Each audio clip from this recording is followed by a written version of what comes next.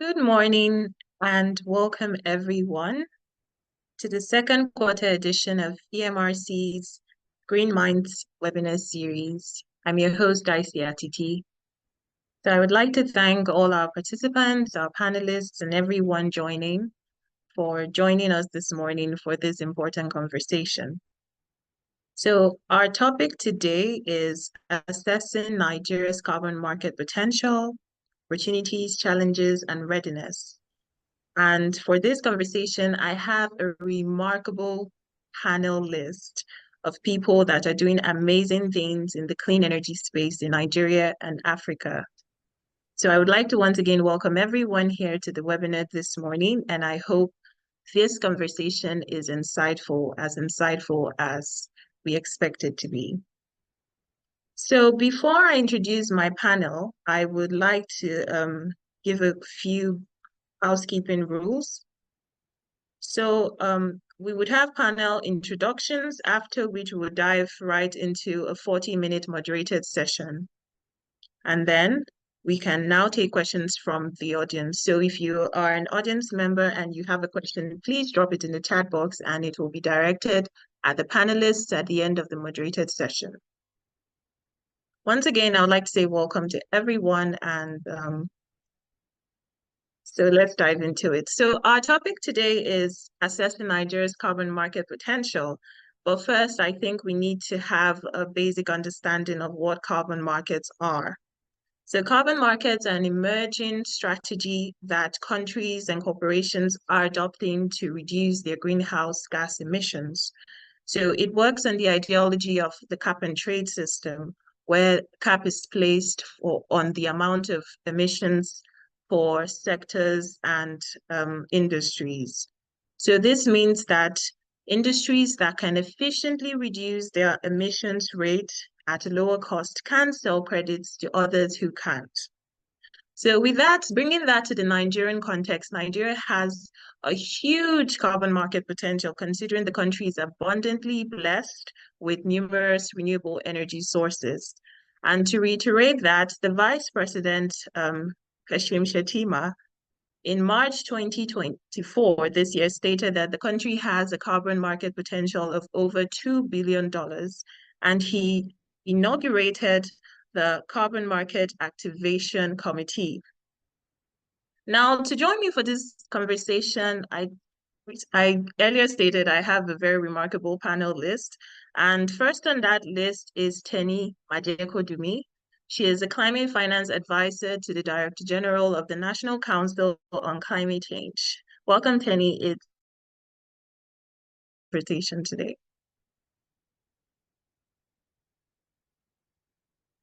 Hi, Teni. Can you hear us?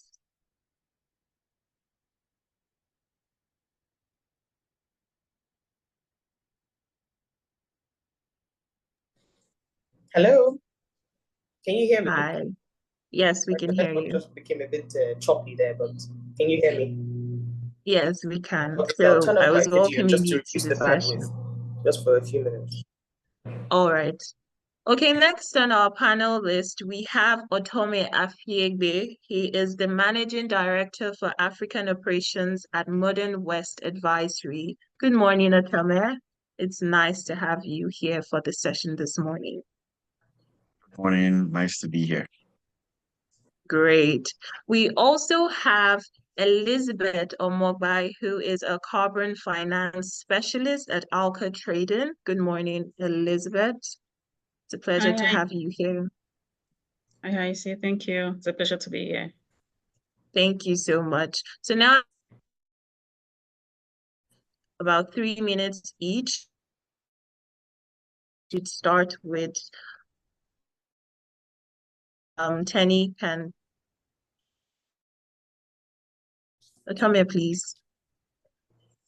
Can you hear me?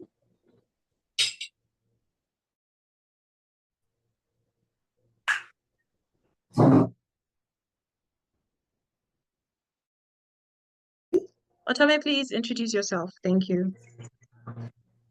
Oh, okay. All right, great. So Penny was about to speak. So thanks, Aisi and team for setting this up. It's a privilege to be alongside distinguished panelists. Elizabeth, I know ALLCOT is doing quite a lot in the sustainability space, and Teni, well done to NCCC for championing the operationalization of the Nigerian carbon market. It's indeed going to have a Thank tremendous you. impact, on the economy. So, like Aisi mentioned, I'm leading the Modern West advisory team, and basically we are collaborating with like-minded companies here in the African region. We work across the economy, transverse economies, providing integrated and technical expertise around GHG, accounting, carbon markets, which is the focus of today's topic, technology, which is very critical in achieving our climate change aspirations, and of course, corporate sustainability. I've had this conversation about Nigerian carbon markets or establishing a carbon market in Nigeria with a few people, and I want to clear a misconception right off the bat. So setting up a carbon market does not translate to halting our development of our natural resources. That needs to be very clear. In fact, it inspires us to develop these resources, but in a climate-friendly manner. And I'm sure that the Nigerian carbon market, once fully operationalized, will achieve this. So it's, in fact, a catalyst to breaching our energy gap, and does this through promotion of technology and adoption of technology. And to be honest, Nigeria is not reinventing the wheel. Carbon markets exist and are doing very well. They are thriving. Icy mentioned the cap and trade system. You also have performance-based systems like the Alberta tier program, which I might speak to as we go along. You have the credit-based systems, like you have with the voluntary markets, and so many benefits. For example, the European emission trading system has been able to reduce 35% of the regional emissions since 2005. And they raised 15 billion in revenue in 2021. You talk about the California cap and trade system, they were able to, they've been able to raise about $13 billion in revenue since 2012, and also have supported over up to 600,000 green jobs, as it were. So the list goes on, and the benefits are clear. They are there to see. When you talk about, just to put things in perspective, and the potential for this Nigerian carbon market, currently in Alberta, under the TER fund, the prices are about $65 per ton of CO2 equivalent, and built to keep increasing by $15 per year until it gets to $170 per CO2 in 2030. So we can just imagine the quantum of funds or revenue that this can generate. And we're talking about a region that has about 5 to 6 million people. If you scale that up to our population of 200 million people that are requiring any access to energy, you can imagine the potential. I know the VP, when he inaugurated this carbon market activation committee in a few months ago, I think March, he mentioned that the potential of this carbon market is 2 billion, but I humbly say 20 billion, because when you think about it from a market or a job creation perspective, the support to SMEs, foreign direct investment that will come, and other parameters, this market will be a game changer for the country. So I'm happy to be here today to speak with the other distinguished panelists, and looking forward to further discussions. Thank you. Thank you, Otome. You have given us a very fiery start to our conversation this morning into our discussion. Thank you very much. Teni, please, you have 3 minutes for your opening remarks. Thank you. Thank you very much. Apologies for earlier, the network kind of interrupted things. Otome did a fantastic job. Thank you for that. great introduction.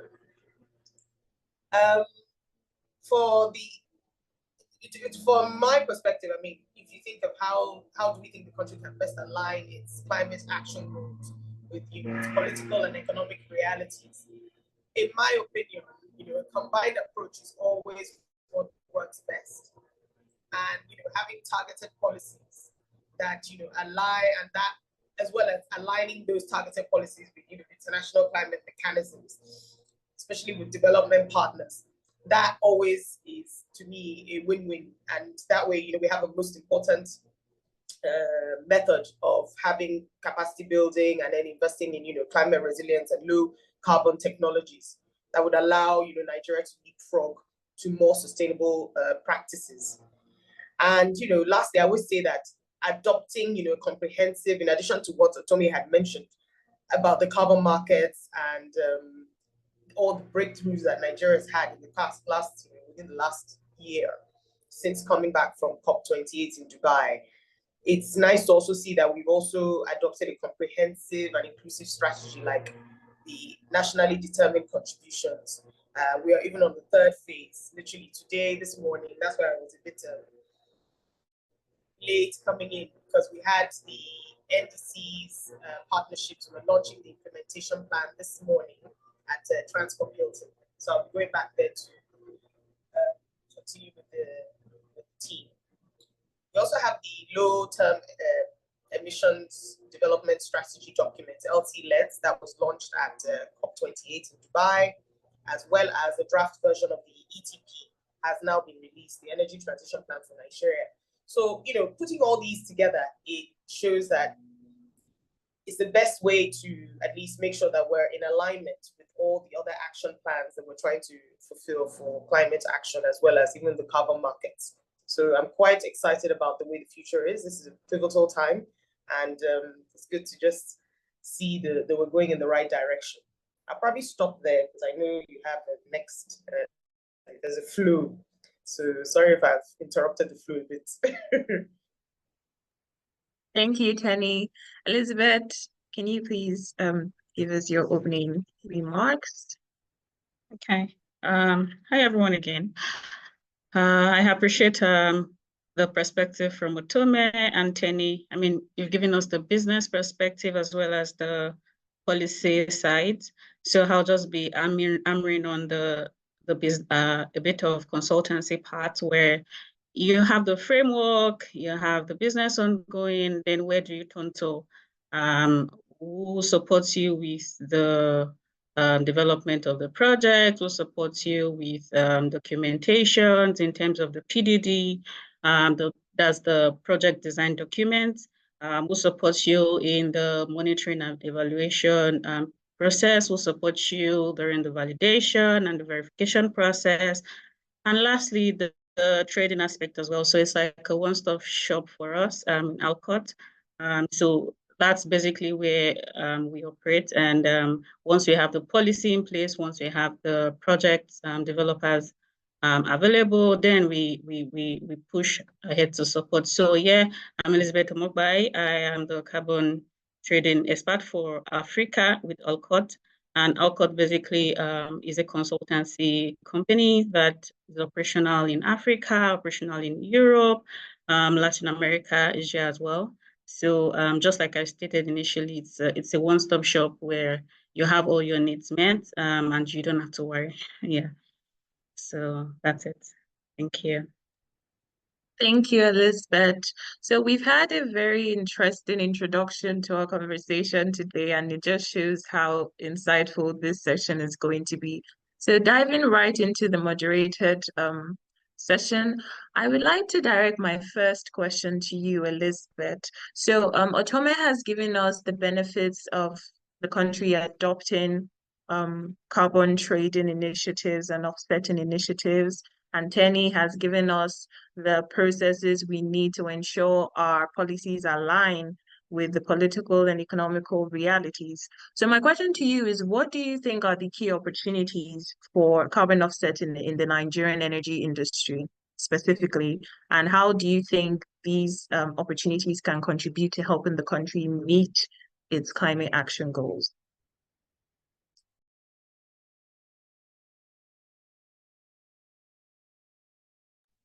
We can't hear you. You're on mute, Elizabeth. Okay, do you hear me now? Do you Yes, hear we me do. now? Yes. Okay, yeah. So I'm going to pick it up from the policy perspective.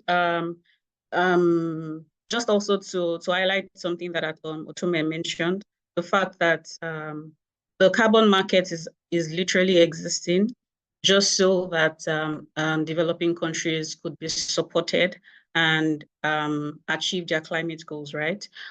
So the Nigerian NDC, to start with, states that Nigeria would be able to reduce lower their emission below business as usual by 20%, right? And that's domestically.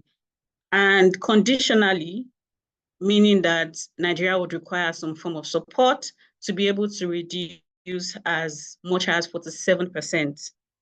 Well, while this is not quite very explicit in the sense that it would be great to have the NDC states something like, oh, in the energy sector, we want to reduce emission by so and so million tons of CO2 in the waste energy sector or the transport sector. Just have that figures for different sectors so that it's very clear for investors. But the good thing is we do have this data that 47% conditionally, which means that at least we have about 27% that needs to be achieved, but would require support, which would require international support, basically what the NDC just says. So now the energy sector is broad, right? We have the renewable sector, we have waste energy, we have clean cooking, we have quite just a number of that. So what opportunities exist for these categories? What are the benefits? What are things that they could gain? Now, the NDC is to guide Nigeria to achieve its climate goal, right? So it means that companies, one way or the other, would need to also commit to that goal. And companies may not necessarily be able to commit to that goal without some form of support. So now this creates an avenue for investment into the country. And now, given the fact that Nigeria already opens an avenue for investment to come in through this process, that's the carbon market, basically, it means that companies will now be able to collaborate with foreign investors who are able to provide the finance they need to mitigate emissions. So you have money to do your project, and then in return, you are able to automatically just sell the credits, So that's an opportunity there. It means that investments will be able to flow into the country. And also the fact that, just like I think Otome mentioned, the fact that the prices are also getting high, it means that you would also be able to get good funding. Because again, before, when the carbon market started, the voluntary carbon market used to be not so good because the prices were very low. And so it's kind of it was not what's the right word now? It was not attractive. It was not attractive for project owners. But now, given the fact that the government is stepping in and trying to put in this framework and stuff, it kind of now provides that avenue to increase your prices because now it is regulated by the government. So that is an opportunity also there. And also, just to add that it also provides a venue for co-benefits development. So it means that the communities are supported. Women in rural communities, for example, now they have clean cooking avenues. They now have electricity. That tells us that it not just supports companies from transition. To transition, it also now supports even the community itself. And in the broader perspective now, it also means that Nigeria is able to achieve its climate goals. Yeah. Thank you so much, Elizabeth. My next question is to Teni. So we all know that despite the global efforts to try and decarbonize and ensure our economies are sustainable, we can't do it without primary finance. We can't do it without finance. And it's especially difficult for developing countries like Nigeria. So what role, Teni, to you, what role does carbon financing play in expanding access to clean energy in Nigeria? And what financing mechanisms do you think should be enabled to this effect? Okay, thank you so much, Aisi, for that question, and Elizabeth as well for that robust introduction. I really believe that carbon financing plays a huge role. It's not only does it create the right playing field for both the public and the private sector, but it also creates a win-win situation. And I call it a sweetener, because if the international, all the regulations have been put in place to make sure that there is an avenue for this to play, what is the incentive for the common man or even the private sector, for anybody really? It has to be something that would entice them, and that is the financing part of it. And that's where mechanisms like ITMOS and the carbon trading whole system comes into play to incentivize players and even just the population of the world to start thinking about climate resilient strategies and even just adopting cleaner ways. So once there's some kind of financial mechanism, it will always create a win-win situation, and we'll be able to achieve these goals, these sustainable development goals. And so to that effect, it plays a huge role. Now, how can this, going to your second question, what kind of financial mechanisms to enable this effect? For me, they're a wide range. Green bonds is one of the main ones. And Nigeria, if I bring it down here to Nigeria, at least I know that there have been 2 successfully structured green bonds investment. I know Access Bank has done one in 2019, and there's another one that was done, I think, a little bit earlier. But these are ways that could be done to create some kind of financial mechanisms that will promote this win-win situation. And there needs to be a lot more. There will be a lot more, because now that there's a lot more in place, all the players are now being properly have their capacity to be built to be able to create more of these types of financial mechanisms. And the second one, and the most important really, is just even using carbon credits. CDM was, Nigeria has 9 successful CDM projects. I was one of the people that was even involved 17 years ago in developing the 3rd CDM project for Nigeria, cooking stoves. So I've been on this journey for a very, very long time, and it's been so rewarding to see the evolution over the last 17 years in terms of what kind of financial mechanisms have now become into play, and even just the capacity that has been built. A lot more work is still to be done, because as things have changed and progressed, a lot of things have also come into play. For instance, now there's Article 6.2, which is another method of earning carbon credits, and it's not CDM, but it's like it's a variation of CDM, and it's coming to make things a lot simpler. And there's now even 6.4 is now, which is supposed to be an improved method, but that has not come into play. It's still on 6.2 categorically. And with the Article 6.2, those are ways that we can always drive more funding. And then we can constantly, in addition to that, we can also now leverage international climate funds, such as the Green Climate Fund, GCF, to finance large-scale green energy projects. And then there's always a blended finance component, which can always lower the risks and increase, the scale of clean investments into Nigeria or even any other country. And so the potential is huge. I don't want to go into too much. I don't bore people, because there are a lot of acronyms and the jargon of carbon that always makes people just fall asleep when you start talking about it. So, but in a nutshell, that's pretty much what I would say is a starting point. Thanks. Thank you so much, Teni. So Nigeria has made a lot of commitments so far. We want to reach carbon neutrality by 2060. We have our 2030 targets. We have our NDC, like Teni stated, and I think a revision is due next year, 2025. And so the country has made targets and commitments at the Conference of Parties and even individually. So this question is to Otome. So we do want to transition away, because I know you mentioned earlier that adopting carbon markets in Nigeria would not end the other of our natural resources, would not end the utilization of our natural resources. So we want to decarbonize our economy. However, what do you think are the implications of Nigeria's commitment to achieving carbon neutrality by 2060 on its economic prosperity and partnerships, international partnerships? What do you think that would be for us? Yeah, that's a very good question. Like I said at the beginning, which you quoted, that misconception is there that this position that we are holding as a country would impact negatively on resource development. But we've seen that that's not the case.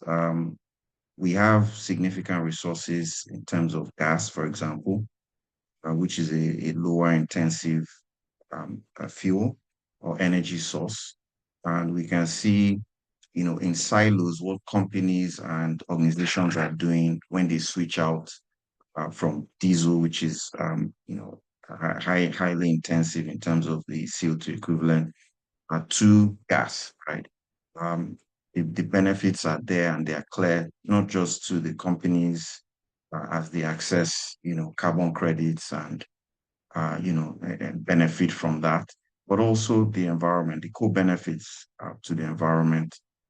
We see what happens in River State with the illegal refineries, for example. There's soot, black soot, which is causing a lot of health hazards. So the problem is real, the problem is here, and we just need to find a way to balance out our energy needs with doing it in a smart way, such that we ensure the ecosystem is preserved. So carbon neutrality by 2060 has so many benefits. We've talked about the revenue, right, that we'll get from these carbon markets. And it helps us to diversify our sources of revenue from just oil and gas, right, to this new source or this new market that will create a lot of jobs for folks, smart Nigerians who are out there. In Alberta, for example, the target is 30,000 jobs by 2025. But in Nigeria, it could be times 5 of that or times 10 of that because of the quantum of individuals we have and the size of our own market. This would also foster global partnerships for sure.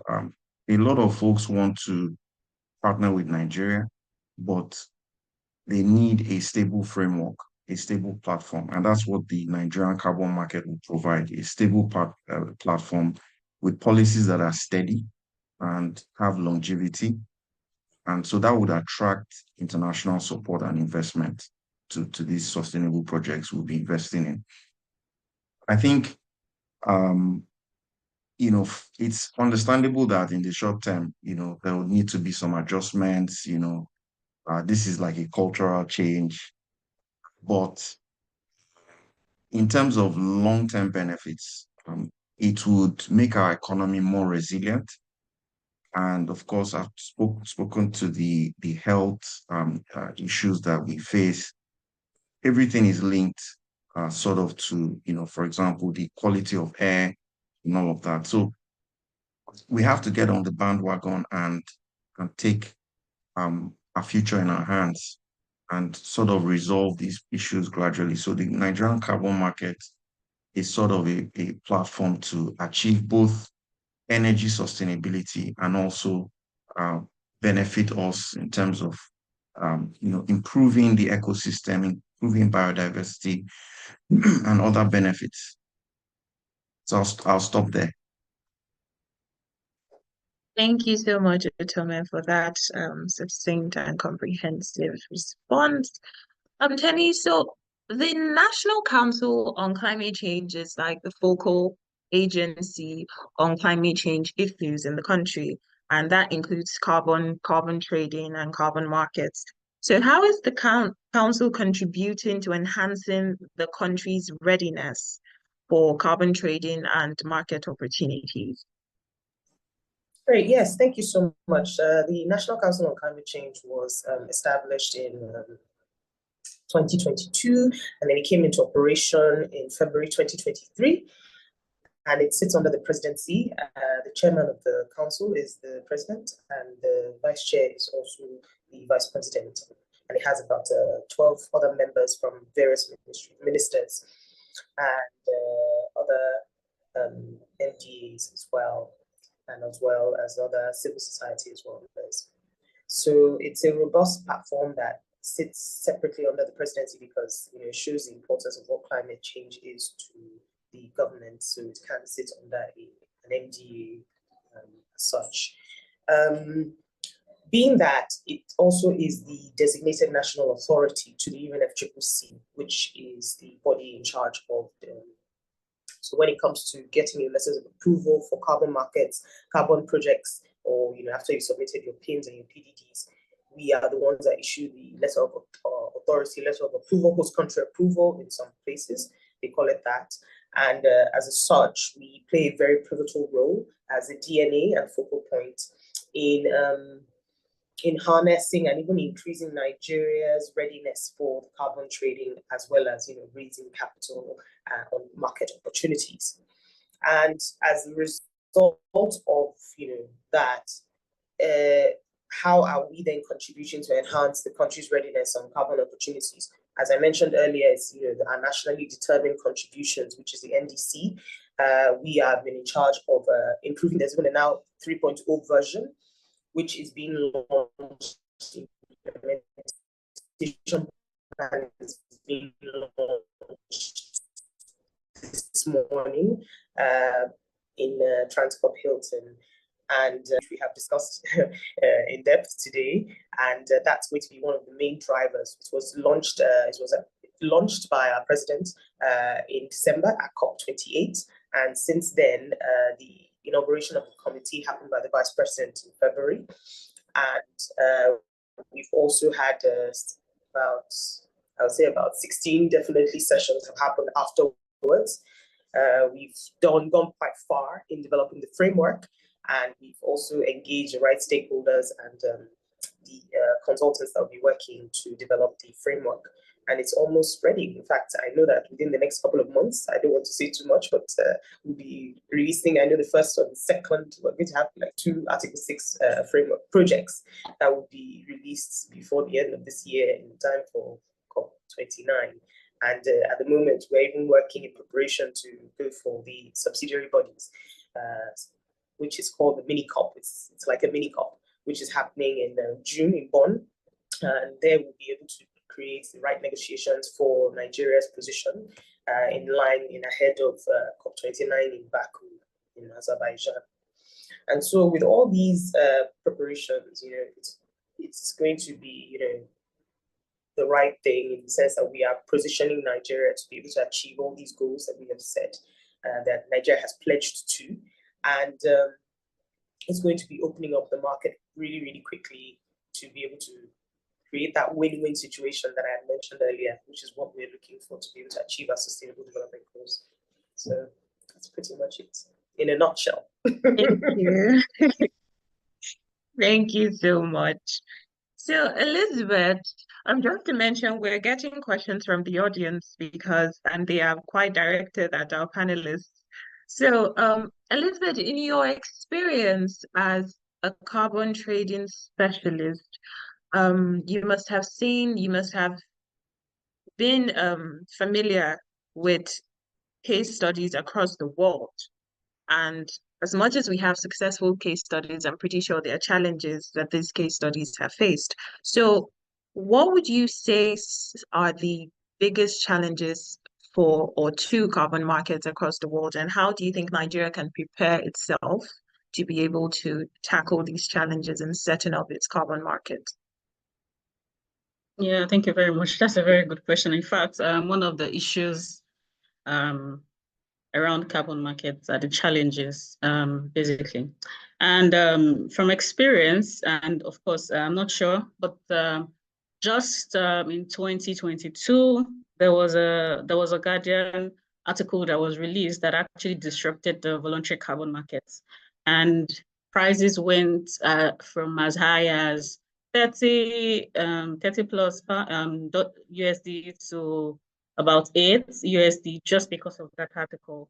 And it was basically criticizing a particular project, and it kind of just had this fallback effect on the market, and the market is just trying to pick up from that. So one of the issues basically it has to do with integrity, because we are saying that basically what the carbon market is about is to enable projects to be able to reduce emissions.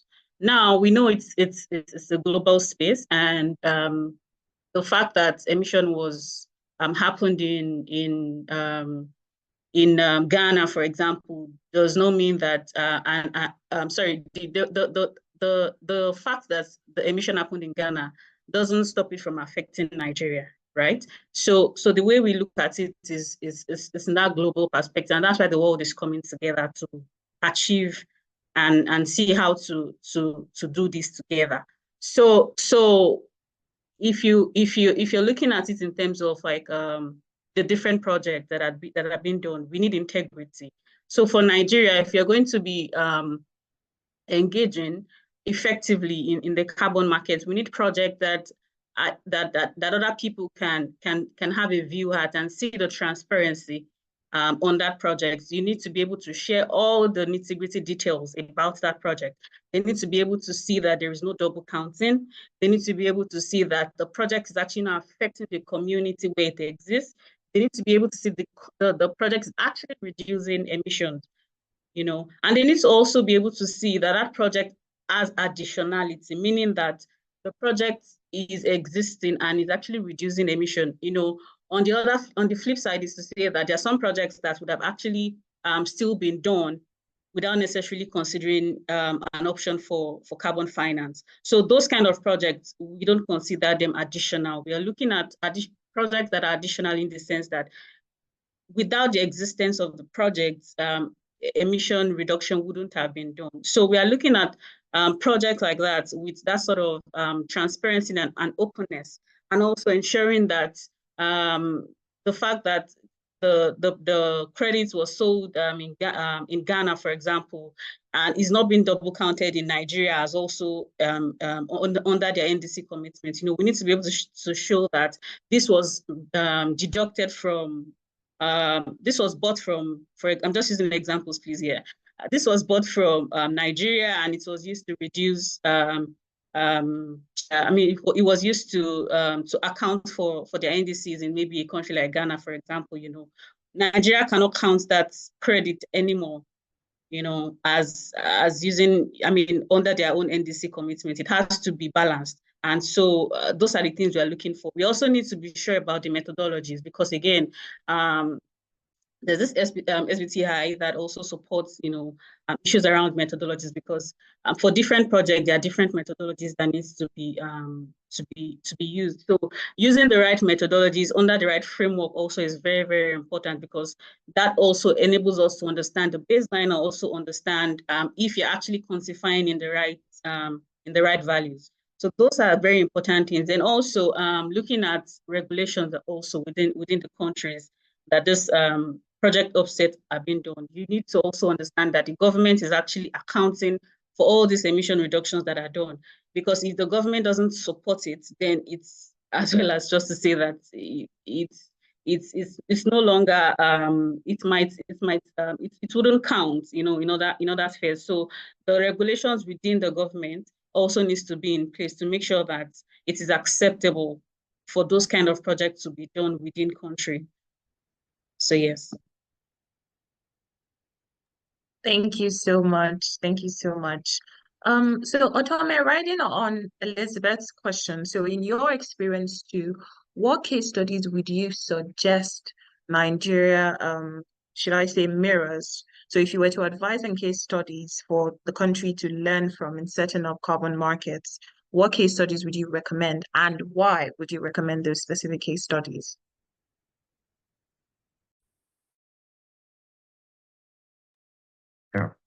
So, like I had mentioned earlier on, you have lots of carbon markets that deploy different types of mechanisms. Cap and trade is the conventional um, carbon market we see, where, like it was described, there's a cap that is set, total cap, and then, this is cascaded down to different industries, different companies and organizations. It requires a lot of oversight, right? That's one of the challenges that, a lot of countries, regions who have adopted these systems face. And then, what comes with some benefits as well, because it ensures that you have a total emissions limit guiding the region in question. And, you're able to, for example, with respect to NDCs, manage that a bit better, right? You have performance-based, like the Alberta tier system. Maybe I can speak to that a bit more. So it's a government mandated market. It's actually the largest in Canada. And what happens is that it focuses on industrial facilities and ensures that they're able to invest the money generated in clean technology. So it helps drive technology. And it's simply a case of, for the facilities to meet that benchmark, they need to fund credits from the tier for each ton of excess emission. So above the threshold, you have to fund the tier fund or pay into the tier fund, right? And then another way is submitting emission performance credits, EPCs, once you're able to reduce below the benchmark, right? And the reverse is the case. If you're above the benchmark, then you have to purchase. So what Alberta has done is these funds have been used to drive technology, drive innovations, help these large industries to come up with smart ways to reduce their emissions. And for me, that is a very good example that we can latch on to as a country. There are other systems like in China, for example. The China national carbon market is the world's largest market, doing as much as $4 billion dollars or more per annum, which is excellent. And what they were able to do was to scale up from individual pilot programs very quickly to a national system. So we can learn how they've done that, because we know that there are different programs in Nigeria. There's the Nigerian gas flare commercialization program. There are different renewable energy projects going on in different parts of the country, are run by private companies, and also the government is involved. How can we sort of bring everything together under the Nigerian carbon market? We can learn from the China's national carbon market. And of course, like in California, they have also deployed the cap and trade program. And what they've done is integrated carbon markets, their carbon market with local policies, environmental policies. So that is sort of merging the impact on, the environment, the people into the carbon market system. So there are many more examples. Even South Africa has a carbon tax. We can learn from, their mistakes, issues they're having, and really build that into our own framework. And I must tell you that the NCCC is doing very well, because they've invited several stakeholders across different geographies, different jurisdictions. I've been invited to those sessions to really screen the framework. And that just shows the mindset that we have. So good job, Teni, and the rest of the team. Well done for that collaborative mindset. Thank you very much. Thank you so much. Great, yeah. Thank you so much. So we have questions flooding in, but before we move on in the moderator session, I would like to make a very small announcement that Teni is she has to leave. She has another panel to be on. So we'd like to say thank you for joining and thank you for your insights so far.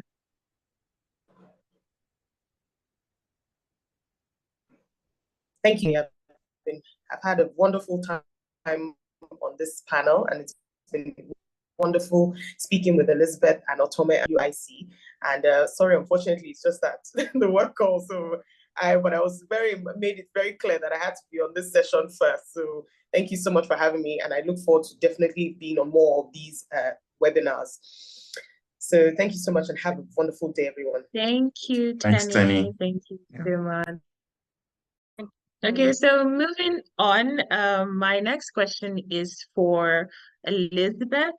So what would you say are the key considerations for Nigeria in developing its robust carbon trading framework to align with international standards?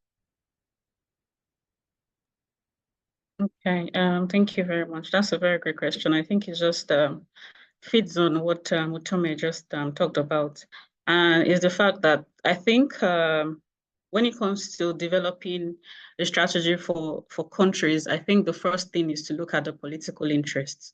You know, what does the government want to do? How does it help the country? Which way is it that they want to go?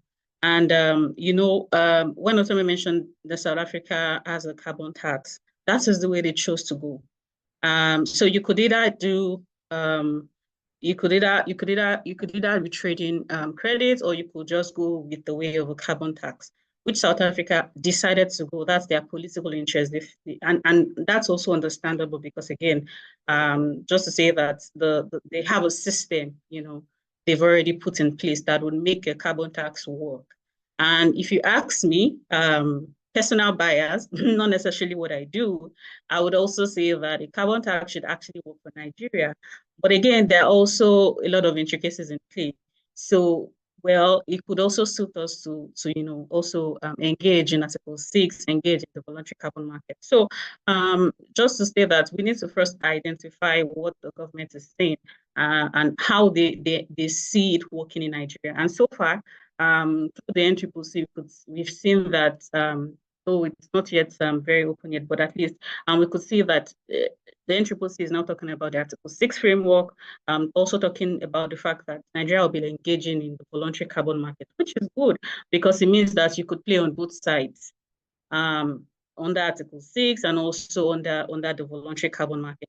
So, and that would also help enable us to meet our NDC commitment. And outside of that also is the fact that we need to also look at the potentials that we have in Nigeria for ITMOS. Within the different sectors that we have, what are the potentials we have? That would also give us a pointer, on how to develop our own framework, because it has to be context specific, because, Otome was talking about different, the different existing platforms that we have. Yeah, we have the EU ETS, we have the China ETS, and all of those, and they are specifically fine-tuned to their own country. It works for them, and that's how it works. So we also need to know the different potentials that we have, and also now fine-tune that to developing our own framework, which I think the NCCC is really doing a great job at.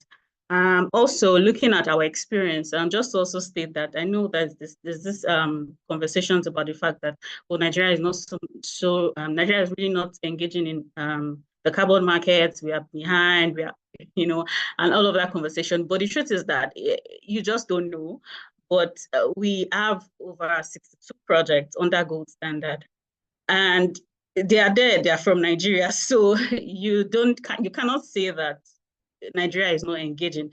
We don't have a framework, that supports all of that, but it is happening. It is ongoing. Under CDM, Teni mentioned the fact that we have 9, and we had about 12 registered.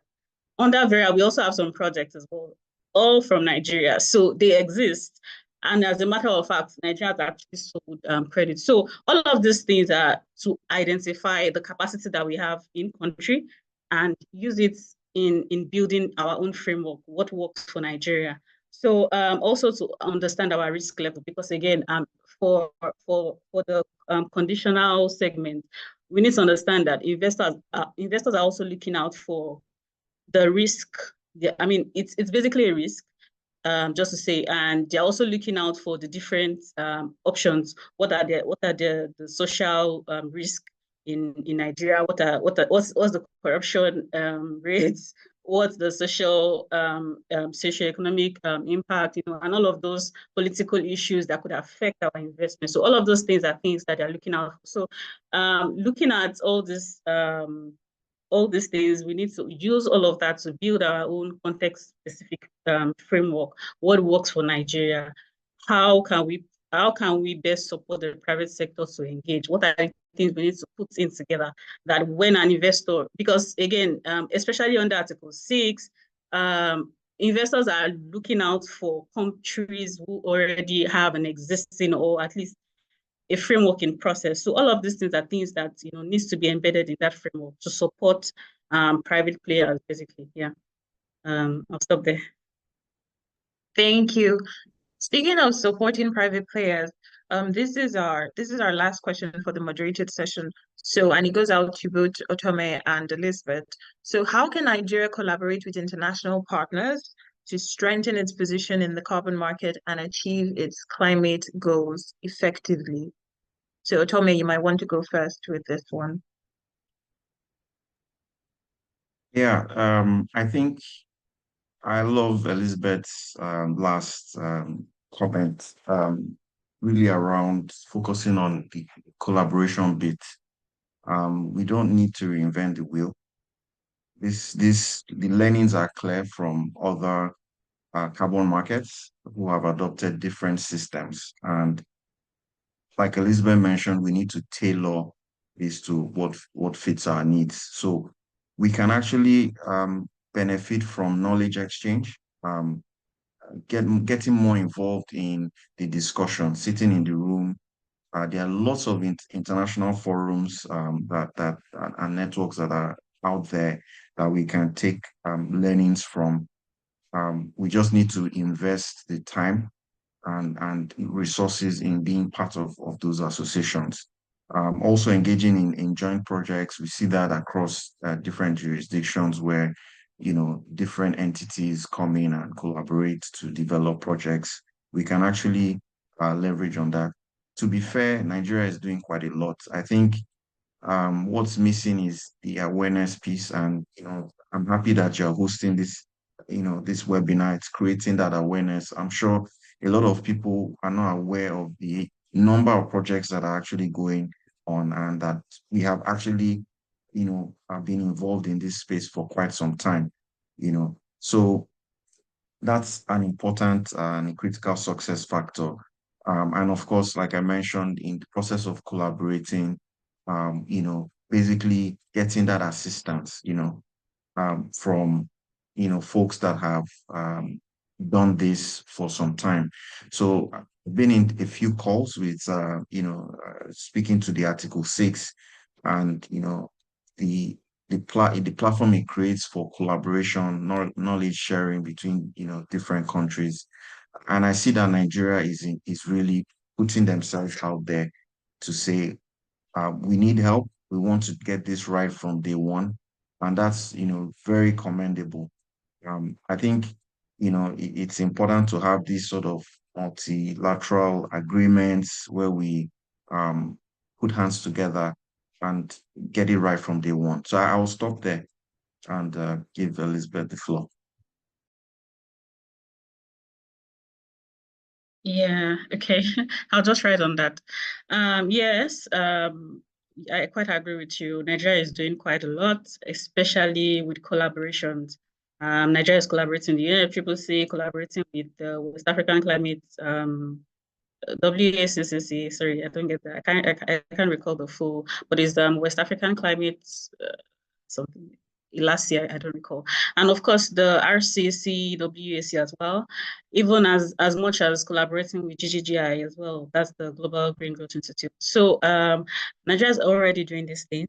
I think one of the things that we just need to include is also ensuring that the information goes across, because again, these things are happening and some people are not fully aware, and most of the time, you have the top nets in the room, and then the people who are really the implementers are not necessarily in the room.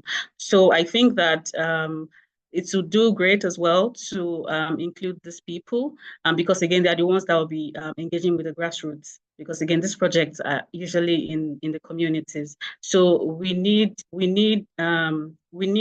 these collaborations to happen in such a way that it also not just cuts to those who would be supporting Nigeria, but also to the people who would be engaging in this project, the project developers basically. So we need that sort of collaboration, high up and of course down to the grassroots as well. And it also involves even engaging with the communities, because again, we also have issues surrounding land ownership.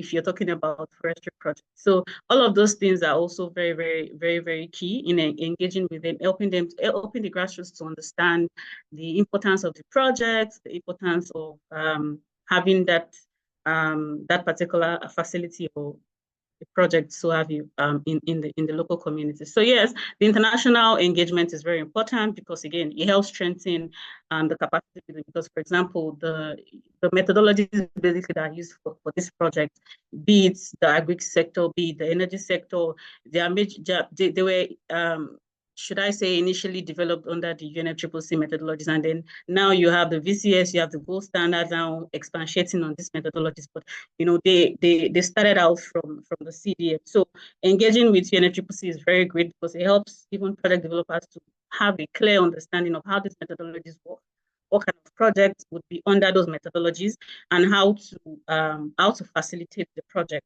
Because again, if you don't do this, you would pay a whole lot to have a consultant do that for you.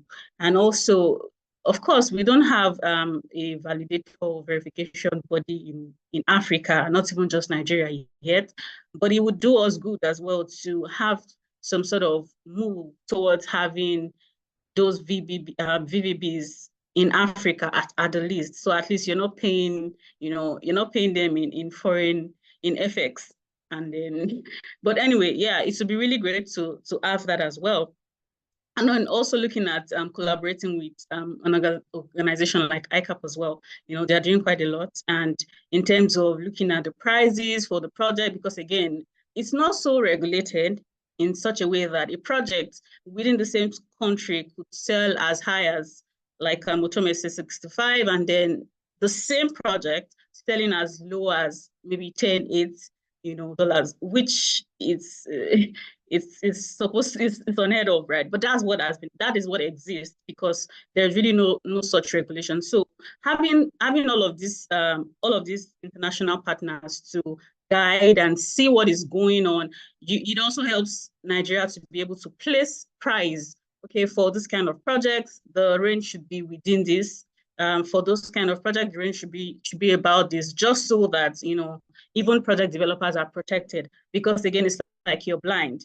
You don't necessarily, in quotes, you don't necessarily know what's ongoing. So the government would need to step in to support these project developers generally. So it would also do the government would to collaborate with and also looking at ICVCM as well. When we're talking about the issues that are ongoing in the carbon market space, ICVCM has what we call CCP, that's the core principles that also helps and puts things in place just to regulate and also guide this. Of course, it's new, but it's already working. There are projects that had already been they already have that CCP tag, because we need that integrity in the system. If not, people would lose.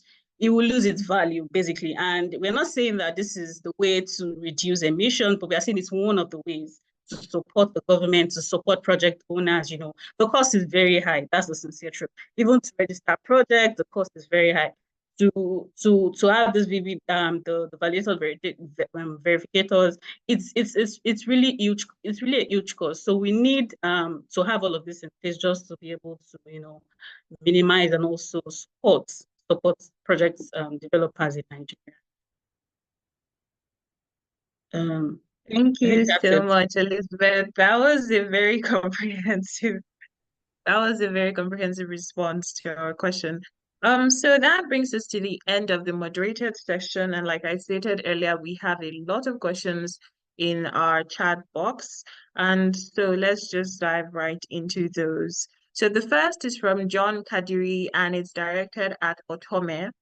And he goes that he's surprised to hear that CO2 price is already $65 per ton, and it's projected to go as high as $170 per ton in Alberta. So is this pricing regime currently applicable to CO2 prices in Europe and Africa and other parts of the world? And he also asks, how will you compare this to the regime of $1 per ton a few years ago? Nice to have John on this call, and his questions are always very robust, if I must add that. But very good points. I mean, coming from an era where the carbon pricing was not attractive at all, and it didn't sort of incentivize project developers to go into this space.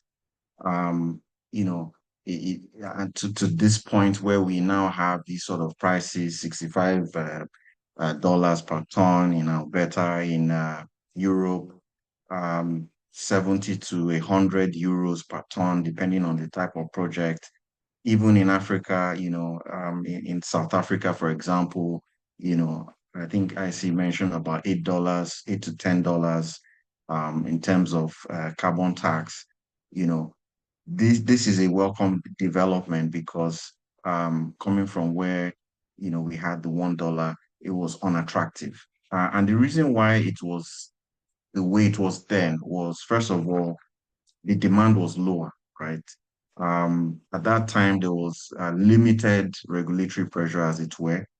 And so, it was basically a nice to have, right? But now you have the market is more mature. There are more stringent targets. Countries have committed to reducing their footprint, decarbonization. So these are sort of, incentivized deeper commitments and driven the price up.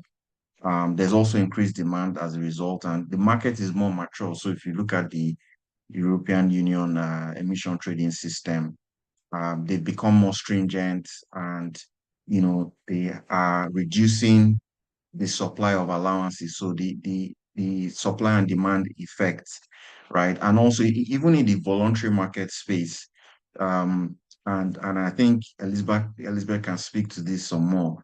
The standards have improved, right? So it sort of ensuring that the credits that come out from those markets are high quality credits. So the game has changed, and what has happened as well is you have, like in the Alberta term market, you have funds that have been made available to invest in technology, in clean technology. So you have more influx of smart and cheaper ways to decarbonize. And of course, there are so many co-benefits that come with that: job creation, and so on and so forth. So the market is more mature. It's here to stay, and it's only going to get better. So the era of the sub $1 is no longer here. Hope that answers the question. Thank you, Otome. Elizabeth, would you like to add anything to Otome's response? To be very honest, I'm looking at this and like, okay, this speaks more to the compliance markets the most, and not necessarily the voluntary carbon market. So Otome spoke well, but yeah, the prices are usually very high in the compliance market, basically. So compared to the voluntary carbon market. So what I'll just say is that well, I really don't know as much as it's operational in the compliance market because I deal more in the voluntary carbon market. So but yeah, Otome already spoke so well to that. So yeah. Okay, thank you so much. So our next question is from Nathan Odumoshu, and he asks that he wants to know if there are credit calculation tools to estimate the potential value in naira of carbon savings. So I think you can both take this, but Elizabeth might want to have a first shot. Yeah, okay. So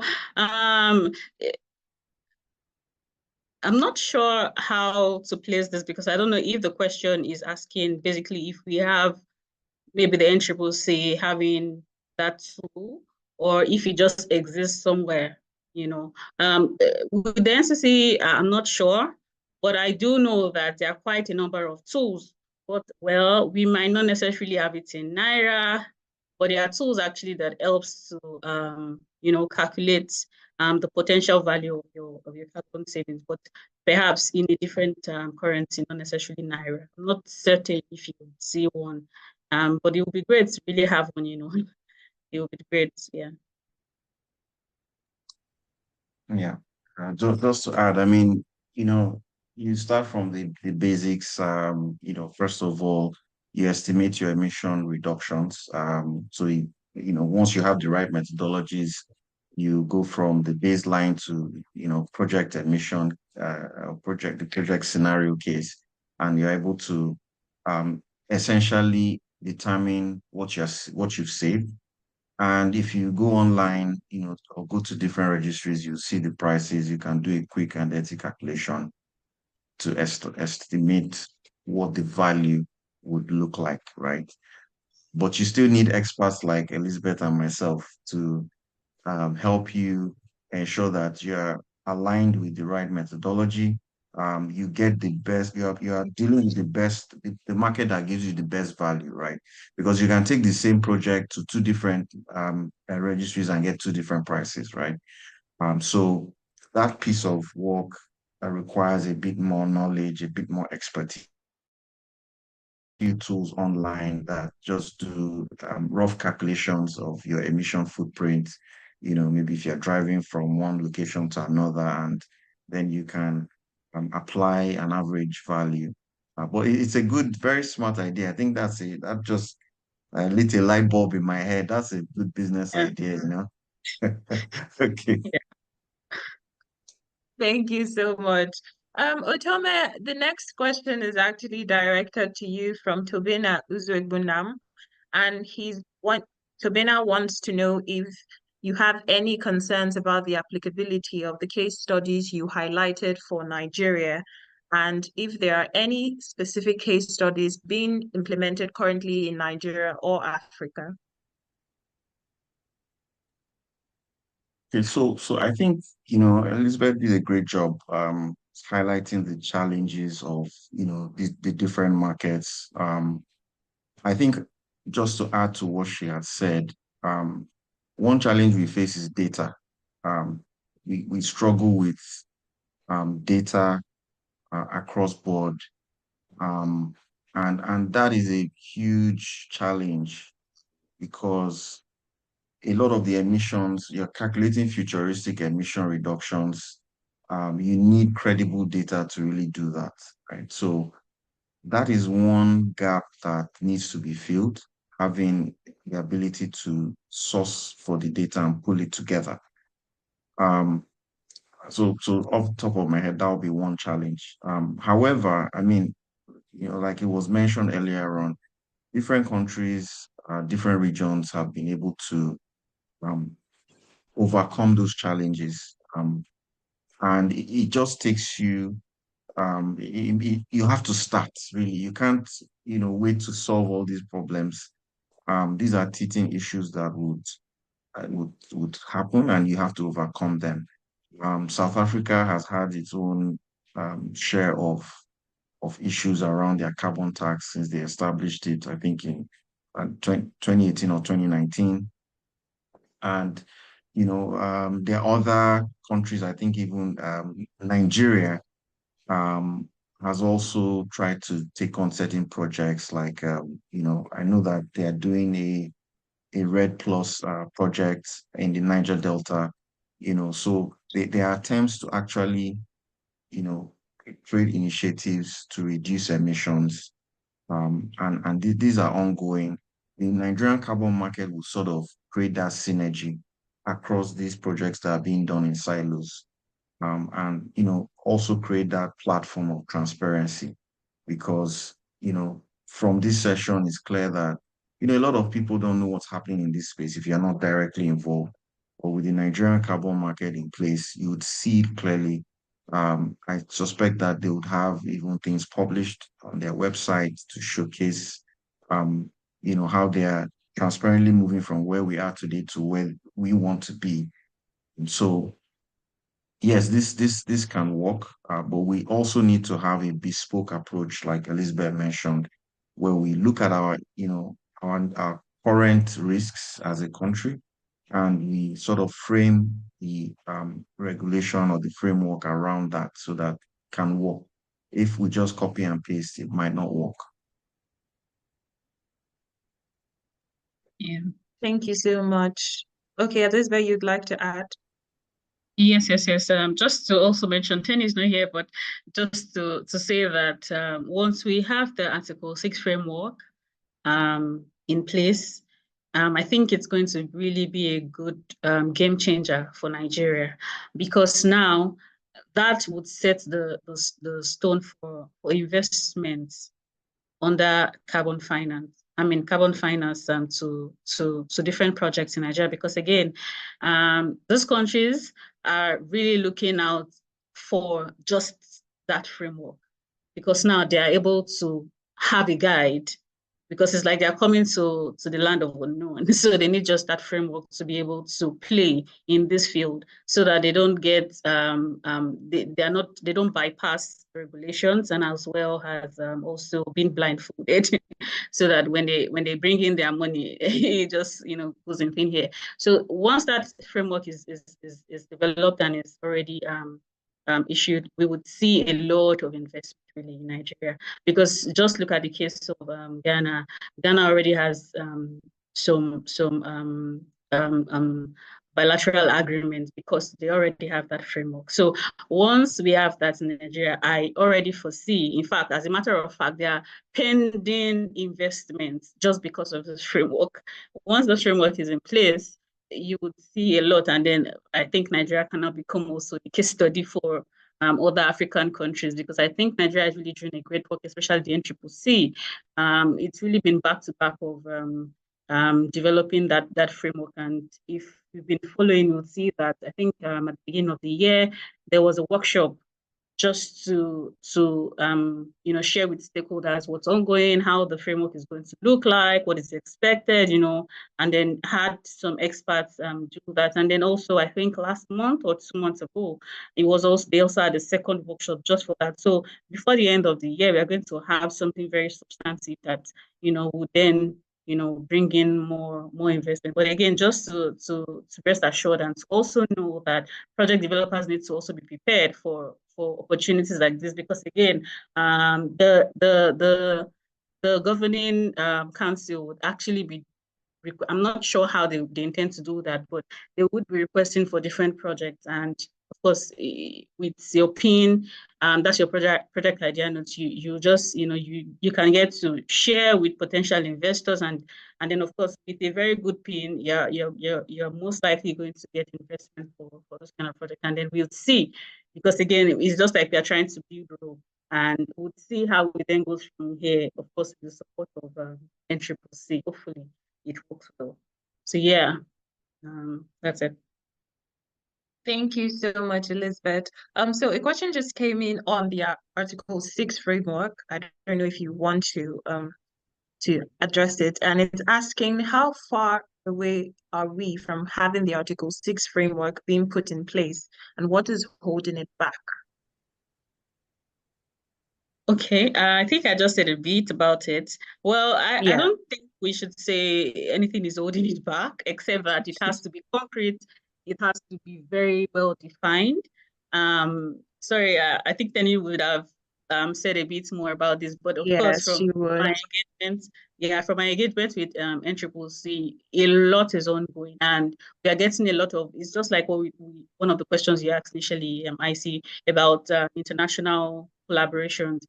NCCC is really collaborating with international bodies just to make sure that we have something very robust and very concrete, such that it's anybody can pick up that and then use that to run with that. So it's not like it's just that the process is done. Of course, a lot of things happen. You have communications from time to time, and so these things cannot just happen like the twinkle of an eye. So that's why we kind of have that kind of space or the gap in between. But again, like I said, we've had 2 workshops in the last, from the beginning of the year till now, we've had 2 workshops. So that is something really great.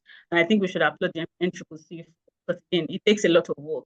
And coupled with other commitments they have and all of those. So they're actually doing very, very well. And I think that Nigerians should be, or we Nigerians should be hopeful that something great is going to come out from it. And of course, I believe from the progress so far, I believe that before the last quarter in the year, we should have our Article 6 framework in place. Yeah. Okay. Yeah. And just to support, Elizabeth on that, I've actually sat in on some meetings, preliminary discussions on bilateral agreements. So NCCC is actually leading the charge, engaging, but you also need to be careful how much you commit yourself. It was mentioned, if the framework has to work for us, right? And then, it has to showcase longevity and stability, which is what they are trying to achieve. And so let's give it some time. There's a lot of effort going, under the hood. And very soon it will be very clear how much effort has gone in and once things are launched fully. Thank you so much, Otome. So I will be taking our last question now from the audience because we're running out of time. This is from Musbal Mahmood, and Musbal is asking about the economic aspect of the carbon market. So the awareness of clean energy is ongoing, but how do we bring the price of these sources of energy to what citizens can afford to encourage the renewable energy campaign? So Otome, would you like to give that a first shot? That's a good question. I think, to be frank, this clean energy space is here to stay. There are quite a lot of projects going on, especially renewable energy projects. We know that even EMRC, I'm sure you guys are quite involved in that space. These projects are ongoing, and there are lots of incentives for smaller organizations to get involved. I'm aware that, for example, a company called Allon has invested in over 45 small businesses, startups that are going into development of renewable energy projects. There are other groups that have invested in this. I think it's really a case of awareness, right? So you have to really show that interest to get involved in these projects. But there are projects and there are incentives to get involved. There are funds available both locally and internationally. And I think maybe next webinar can speak to some of these opportunities around renewable energy project financing. But Elizabeth, what are your thoughts on this? Yeah, I'll just write on that. Yeah, I think that the clean energy space, basically, one of the things that the carbon market is set to do is also to cushion the effect of the costs in terms of the development of those kind of projects. So you have the carbon market not to totally come and just clear your cost and all that, but it's just to support. So unlike the very popular opinion I hear, oh, there's so much money, oh, we want the money too. I'm like, okay, it's not necessarily a space to just clear your clear your cost or totally handle the cost of the project. Is supposed to just cushion the effects on the project developer, basically. Of course, yes, depending on your kind of project, you could, depending, just like the initial question talking about 65 per ton, that's a lot. So if you bring that to Nigeria and then you have all of that so much money put around. But my point is that you would be able to do more renewable energy projects with this kind of opportunity, this kind of financing. You'll be able to the campaign is just as much as saying that you're now fulfilling the rewards of the campaign to shift towards clean energy. So when there's more money, more projects are developed. Basically, that's just the idea. When there is more money, more communities are lighted. When there is more financing, there's more clean energy. So yeah, I think that the carbon market is very, very critical to that aspect of project development, because it is supposed to cushion that effect. I hope this clears that question. Thank you so much, Elizabeth and Otome. My apologies to everybody whose questions we were not able to take because we are very time conscious.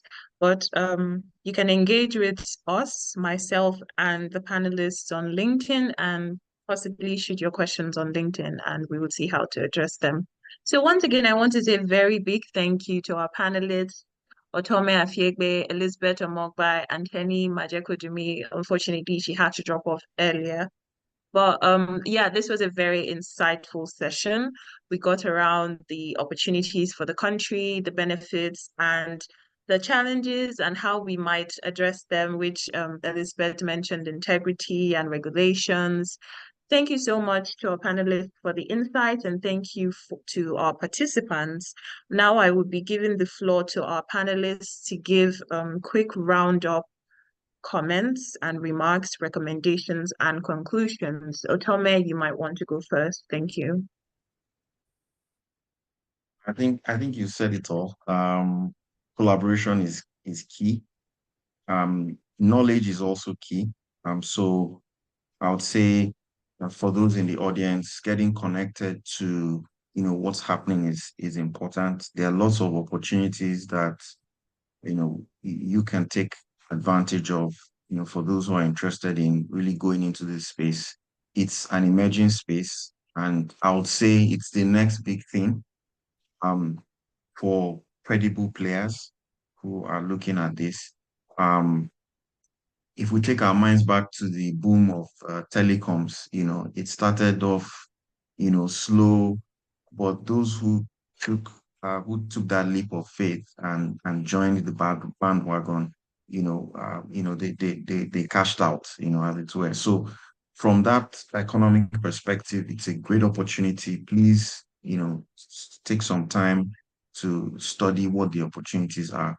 For the country, it would be honestly a disruptor, and also very positive impact on our economy, because the jobs is going to create, the businesses it's going to sponsor, goes into thousands, right? So I think it's a very good thing that the country is doing, very bold step they've taken, and we would continue to do all we can to support and ensure that we move the envelope in the right direction. Thank you so much, Otome. Elizabeth, your closing remarks / recommendations and conclusion. Yeah, well, I would say in last words that the opportunities are actually immense. There's a whole lot here, and the first will be to the fact that this would actually help the government to achieve its commitments. The different sectors will be able to transition, and the second part would be the fact that we would also have so many jobs created based on this platform. You would also see a lot of people having more access to energy, access to clean water, access to clean cooking, you know, and all of those economical developments for the country, which is great. But again, I would say that as much as we are all looking out for the framework to as much as we're waiting for the framework to be developed, we should also, especially for project developers, not be so quick to accept or to sign contracts. I think especially based on the price and also the conditions, you need to be very critical when it comes to which the different prices again, because it's not clear. The prices are not, you don't know. You need to have an idea or have knowledge, have a good knowledge of what the prices are for your kind of projects before then you put it in the signature. So let's follow through with the framework, and then of course also be very critical. And also in the development of this project, let's ensure that it's what is being documented, that is being done on site, because again, this would create a lot of issues. I mean, if one project has issues in Nigeria, it affects every other project. So it would now, you know, it would affect it in different ways. You know, we Nigerian projects no longer have that validity, and then people would try and avoid, because again, from experience, I've seen people say, oh, I don't want projects from this so and so country, just because of this kind of issues. So integrity is very key for the different projects. So let's ensure that the projects on ground do not affect the communities. Let's ensure that they're also reducing emissions as well. So yeah, I'll close with that. Thank you. Thank you so much. So to our audience, we've learned from our webinar that Nigeria setting up its carbon market is going to be a very huge disruptor in our energy space. A disruptor in the sense that it will impact the energy space positively through job creation, through an increase in the adoption of clean energy technologies in the country, increasing climate finance, and so on. I want to say a very huge thank you to our panelists, Otome Afiegbe, the Managing Director for African Operations at Modern West Advisory, Elizabeth Omogbai, a Carbon Trading Specialist at ALLCOT Trading, and Teni Majekodunmi, who's unfortunately off the call right now, Climate Finance Advisor to the Director General of the National Council on Climate Change. It was such an impactful session, and we have so many more questions we can't take due to time. But as I advised earlier, I hope that our participants would engage us on LinkedIn. So you can check out the Energy Market and Rates Consultants Nigeria page. The links to our panelists are there. You can converse with them on LinkedIn and shoot your questions at them and myself, and hopefully get responses. I want to say thank you to all our participants for joining us today, keeping the time to join us for this discussion. Thank you to our panelists once again, and we look forward to our next webinar, which I can't say the topic, but it's going to be just as insightful and remarkable. Thank you everyone for joining. Have a lovely day. Thank you. Thank you. All right. Thank you. Bye for now. Thank you. Bye.